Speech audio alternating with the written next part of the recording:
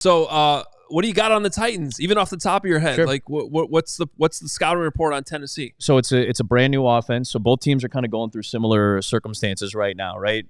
Brian Callahan comes in. It's his first NFL head coaching job. His dad, Bill, is one of the legendary offensive line coaches in the league. This is not a highly rated offensive line. They've had to rebuild it. We know Skoronski. Everybody remembers Peter from Northwestern playing left guard, but they have a new center. They had to get a left tackle who played right tackle in college, J.C. Latham, really highly touted player in Alabama. So this is 2 years in a row they've spent a top 12 pick on their offensive line, and it's still not, there's a lot of questions about it. They don't have Derrick Henry anymore. So I like Tony Pollard.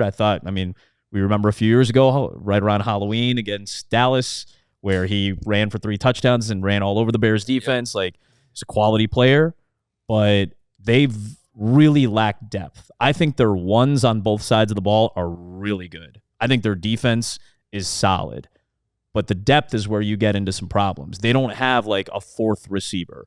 They don't have a second tight end that you really feel confident in, right? Josh Wiley's good, but he's a second-year player. CHGO Bears is good, but he's a young player who still hasn't become a legitimate pass catcher, even though he had better numbers last year. I have concerns about Will Levis like everybody else does, especially when the offensive line isn't particularly good. Defensively, Simmons is great up front. They replaced their nose tackle with a rookie, Tavondre Sweat, right? Yep. So they're trying to beef up their defensive line a little bit. Losing Kevin Byard hurts them. Obviously, he got traded to Philadelphia midway through the year, but losing a veteran presence back there hurt. So they go out and get Quandre Diggs, who I've always had a lot of respect for, was really good in Seattle, was solid in Detroit, but he's not Byard in terms of ball hawking ability. And he's a little bit older, and he's, there's questions on the back end.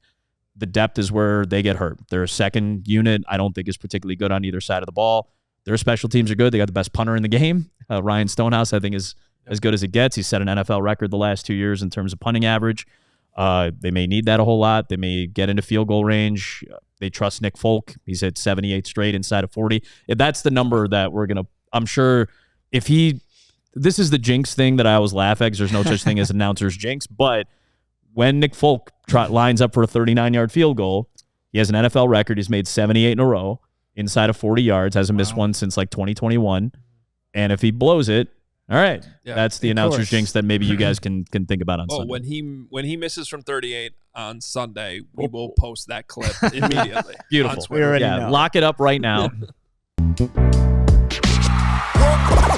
all silly like the mayor.